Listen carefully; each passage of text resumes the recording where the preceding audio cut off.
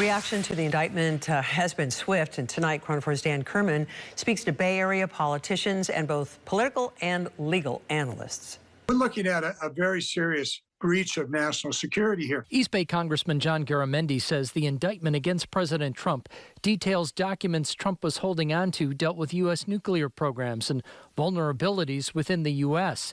He says it raises some serious questions about who had access to them. If a enemy of the United States, China, Russia, North Korea, whomever, were to have access to those documents, there would be a serious compromise of our national security. You know, if we're not careful with this classified information, it's going to do harm to our country and to our national goals. And this is troubling. North Bay Congressman Mike Thompson agrees this raises national security concerns and says he's struck by the massive effort Trump made to hide the documents. He was involved in scheming to keep this information away from the proper authorities. And clearly, there was no cooperation with authorities on how to deal with this.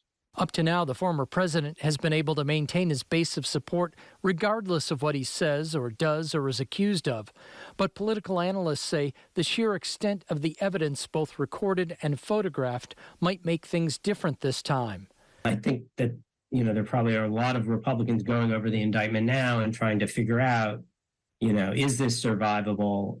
Is this something that we should try to get in front of, or is it better for us individually to stay by the president, up to former president? Prosecutors have promised a speedy trial, but legal analysts say that might be a pipe dream and may not actually happen until after the next presidential election. The defense is going to try to delay, because we know that it can be legally beneficial and politically beneficial for them.